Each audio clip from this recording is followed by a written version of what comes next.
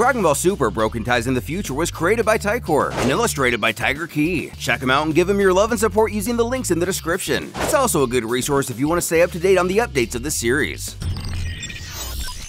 On the world of the Kais, in our own Universe 7. It is the year 776, and the 12 universes have lingered in crisis for quite some time now. In the remnants of our reality, a single warrior remains standing. On a cliff, someone who appears to be wearing the garb of the Supreme Kais thinks aloud, uttering it's been 3 years since he received an unnamed person's warning, and believes there's no point in waiting any longer. Now more than ever, it's become blatantly obvious something has happened. Picking up the Z-Sword, he decides it's time to pay Trunks a visit. 15 years in the future, in the timeline of Earth's last Saiyan warrior, the same who survived the slaughter of the androids, Trunks meets up with his mother Bulma and partner Mai. Together, they set out to create a peaceful future free of oppression. All the while, they still find themselves recovering from the apocalyptic disaster that occurred all those years ago. Gohan? Android 17? Waking in a cold sweat, Bulma asks her son if he's okay. Coming to his senses, he apologizes for the panic, but he's fine. It doesn't take her long to realize he just had the recurring dream he previously spoke about, and try as he might to forget it. A sense of frustration continues to swell within him. The guilt of not being able to save so many endlessly lingers in his mind, not to mention his mentor, son Gohan. Even though the world is safe now, his personal struggle appears unrelenting. Thinking for a moment, she admits she too felt immense guilt for not being able to help Goku sometime before the android invasion, and losing Trunks' father, Vegeta of course, weighed on her heavily as well. But sometimes, you have to live for what is, not what was. And in the present, she continues fighting not for Goku or Vegeta, but for her son instead. Not only is Trunks the final thing she has left in this world, he is also the last remaining defender of the Earth. Though an enlightened speech, it isn't only the loss of life that holds Trunks back, he also regrets his own selfish pride. Had he been able to control himself, Gohan might still be here. As his problems cannot be fixed in a single day, Bulma suggests the two of them gather some flowers to place on Gohan, Vegeta, and the others' grave sites. It may help give him a sense of closure to present an offering of gratitude. However, he doesn't think that'll help much, if anything. Closing his door, she asks him to do it for his mentor and all those who sacrificed their lives for everyone who still lives.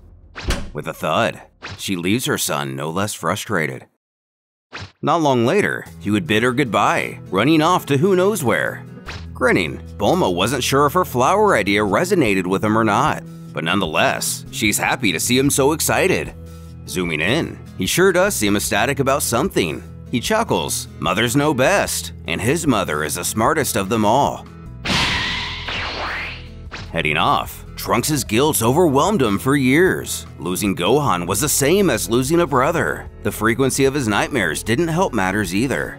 But today, he takes his first step to put the past behind him and start anew, giving him a reason to smile. In the world of the Kais, someone questions the Supreme Kai if this hybrid human could possibly be enough to thwart the magician Babidi. Revealing the person's identity as Kibito, the Kaioshin remarks, their efforts in evaluating the entirety of Universe 7 should make the answer clear. To stop the arrival of Majin Buu, the warrior they see before him is the man for the job. Not only does he have the potential to stop Babidi, he could become the greatest hero his universe has to offer. After all, the Earth has already been under his protection for a couple years now. And with all due respect, and not to question his leader, the attendant worries bringing a mortal to a sacred planet borders on the forbidden. Shin is confident in his decision, however. They only have a couple years to prepare for the arrival of the wizard, but if Kibito can find a better candidate within a single year's time, the Kaio will grant him permission to train that individual himself. If not, the Earthling will be ushered away from his planet and be prepared for what is coming. Not feeling 1 year is enough time to meet the Kaioshin's specific requirements. That is the final offer of the deity if his servant is so against this Trunks fellow, quipping he be creative and use his imagination. Elsewhere, a sinister presence stands perched on a slab of concrete in the ruins of West City, still recovering from the androids of course. The figure states it may have taken ages to get here, but he has finally arrived at Capsule Corp. Though the devastation was not his own doing, he comments how he didn't expect such destruction before him when this place was described to him. Changing the subject, he can't sense Trunks' key anywhere nearby, but believes now is the best time to offer a friendly greeting, as these mortals have always seemed to possess a penchant for sentiment. But instead of hunting him down, he's aware it'll be faster to simply let his presence be known.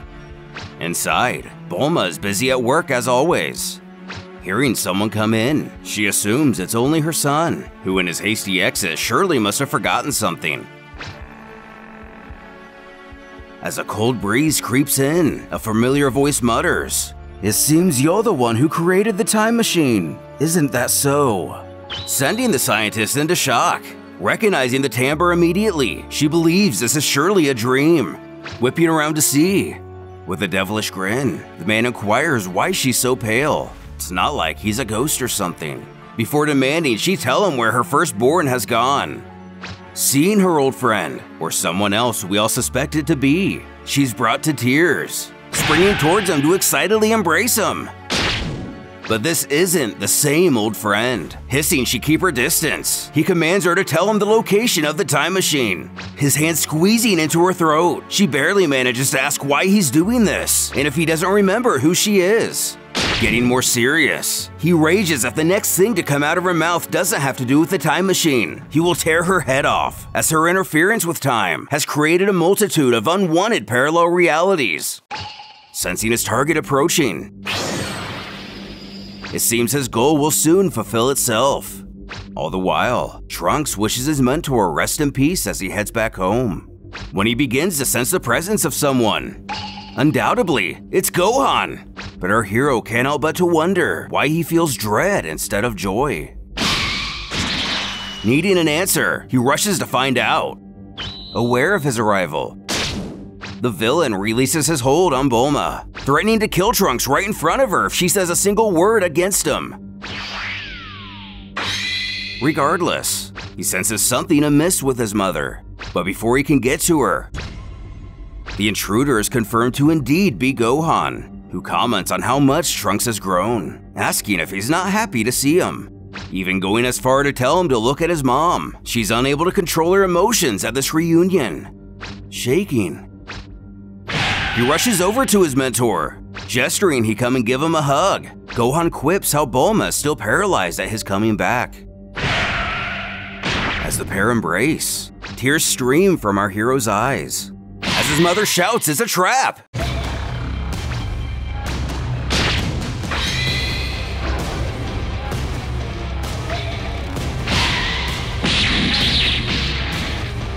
Sprinting back over to Bulma, Gohan sneers that she failed to give him any useful information about the time machine, and was even kind enough to give her a second opportunity to earn back his trust, just by keeping her mouth shut, and she couldn't do so much as that. Grabbing her again, he calls out to Trunks he wants to test his mental fortitude, announcing he has 30 seconds to decide which life to take with that sword of his. The mother who birthed him, or the mentor who taught him everything he knows. Snickering, he'd like to see if his fragile little mind can handle seeing Gohan die a second time. Bulma chokes out whoever this person is. He surely isn't Gohan, as he would never toy with the life of anyone, let alone his friends, pleading her son run while he can, taunting he has 10 seconds left to make up his mind. The man mocks he's a little disappointed in his student's decision. At first, he thought he was happy to see him, but then he goes and tries to cut off his arm. However, the threat was her life or his own, but he had to play hero and try to save them both by only maiming his teacher. While noble, gripping him by the garb, Trunks cries out to know why he killed his mother. He saw Gohan's dead body. He wept and suffered for him. With disgust, he knocks him back, scoffing his meddling has caused his own undoing. And now Trunks knows the hell he should have always been in.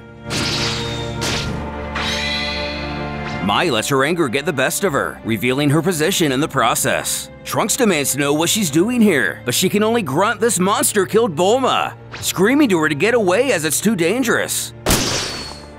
Of course, the speed of a bullet is much too slow to pose any threat to this man, who mutters the weapons of mortals are very curious.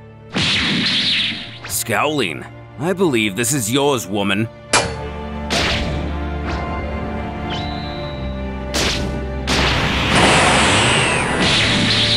Finally accepting the situation, Trunks again yells for Mai to get to Capsule Corp and take the time machine away from here, as there should be enough fuel left. At least she can escape this place, and he'll hold off Gohan as long as he can. But that's exactly what the sinister villain was hoping for.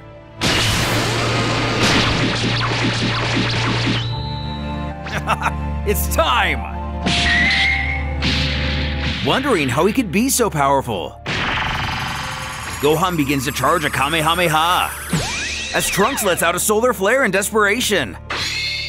But seeing this coming, Gohan is able to shield his eyes, merely laughing off the technique as something he's seen before, and he doesn't need to see to fight. Reducing the time machine, and Mai to ashes. She was unable to escape. But why does Gohan know about the time machine? And why does he speak as if he's experienced this all before?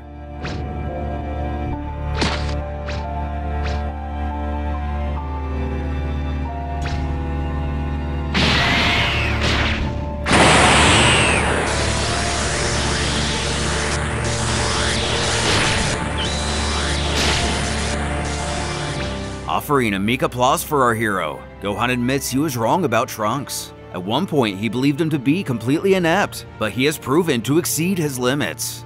However, this was the only way to guarantee he wouldn't interfere with his ascension to become the new Supreme God. In no mood for his little divine speech, Trunks asks if he's lost his mind. Then why would he pretend to be his friend who died? Come to me. It seems a little brat wants to play. We'll see how this feels.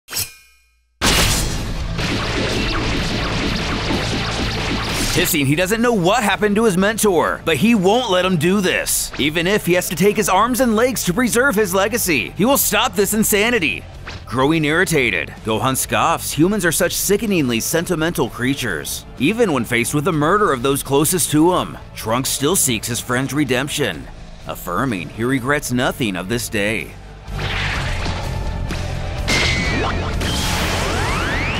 Preparing a Masenko, Gohan laughs at his choice in attacks, mocking if he's trying to reach his heart with that familiar technique. Believing humans constantly destroy everything they hold dear, and have the hypocrisy to pretend they can achieve peace with their feelings.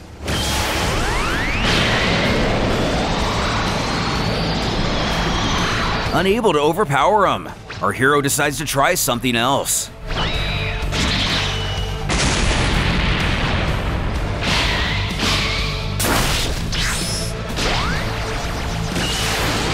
Nice try, but you should think of something better.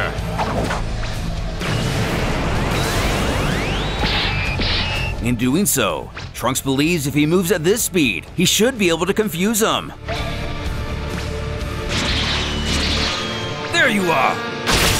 His foe's reflexes proving too much. Trunks wonders if he has any kind of blind spot, while the villain cackles mercilessly at the childish naivety of his adversary, even breaking through his previous boundaries. The human doesn't hold a candle to what he himself has become. Resolving this continued struggle is pointless, as Gohan's body was forged by much more intense battles, urging Trunks not run from death. Hitting the ground, our hero feels this entire situation has to be some kind of sick joke. Even in his most powerful state, his enemy is handling him effortlessly, without so much as transforming. And although the monster is much more powerful than even Cell, he has to find a way to stop him. He vows this ends here. Gohan takes note of the power boost Trunks seems to undergo when angry, hoping to push him as far as possible. He taunts too bad this power wasn't around in time to save his mother. Is that all?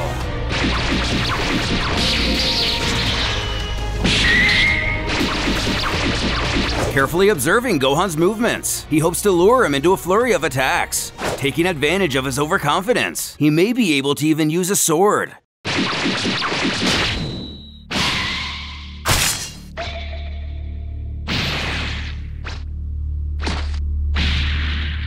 unable to stand due to his likely mortal wound. Trunks realizes too late Gohan was only waiting for him to strike first, knowing he was trying to lure him into a death blow. Frustrated, the villain chides the time traveler lacks both experience and strength. But even if he did possess such attributes, he never stood a chance in this battle, as he himself is much more than his feeble human mind can understand. His goals accomplished, he decides to leave Trunks with a little story. To begin, he has only had this body for a few years now. While imperfect upon possession, he was able to rebuild it without flaw when it was molded with divine ki and exquisite wisdom. If you hadn't guessed by now, Zamasu is to blame, who goes on to elaborate what we already know from the series. In this timeline, another version of himself ventured here to inform him of a specific plan. Due to his alternate's intervention, Zamasu is now the absolute ruler of the 12 universes of his original timeline. Though it was no easy task, thanks to a meticulously detailed report concerning the events of all parallel realities, many problems and downfalls were ultimately avoided. Bleeding out and overcome with emotion, Trunks has only one question. Why the body of his mentor? Why Gohan? Taken aback by the mortal's audacity to ask him anything, he resolves to answer the inquiry as his final request. His other arrived a year before the events of his own timeline were due to happen. His entrance was unexpected, but after an extended conversation, he decided to agree to his plan. Wanting to take advantage of the chaos Majin Buu would bring, Zamasu and his other self agreed that if the latter did not return to this timeline, it would be necessary to continue his work. After 3 years, Zamasu assumed the worst, so he took it upon himself to complete the plan. This eventually led him here to finish the Zero Mortal plan. In this time period, many parallel realities collide. So the short answer to his question, he chose the body of Trunks' former mentor because his other self chose it. Asking a couple of his own, Black inquires with no time machine, what chance does a mortal have to access parallel worlds? And what chance could he possibly have left? Finding a way to get on his feet, he curses the monster before him, deriding he took advantage of Saiyan traits so he could maximize his own strength. Again, feeling disrespected to be addressed with such spite, Trunks weeps for the last remaining of his fallen loved ones, begging their forgiveness and wondering if his destiny is simply failure. Taking to the air, Black shouts to the universe, Kaioshins, destroyers, and angels alike will be sacrificed to usher in the new divine supremacy, claiming fate has given him another chance to complete his holy mission, vowing to crush all resistance, leaving no trace of them ever existing, declaring the befallen mortal below to serve as an example to all those who defy the new cosmic order. Running over in a frenzy, Kibito has caught wind of a big problem. A divine ki has arrived on Earth and is continually growing at an exponential rate. Even more, he is a Saiyan who possesses the legendary Z-Sword and 2 Potara earrings. While alarming, the Supreme Kai believes that's surely impossible, as the Z-Sword is still here on this planet, though the Potaras could be another case, asking if the subject in question is a fusion of some sort.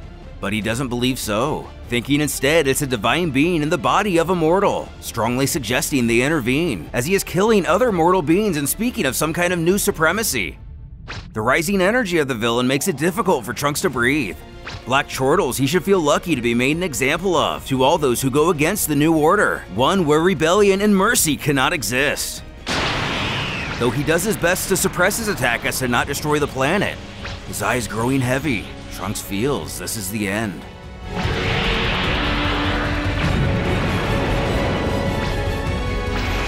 Commending himself as wise to kill the women first, he knows it would have only complicated matters had they been able to get away with the time machine. Shin and Kibito arrive, Black offering him a scowl, assuming they would get here sooner or later, ready to relieve the Supreme Kai of his duties. What is to become of Trunks' timeline, and how can Shin hope to stand a chance against Gohan Black?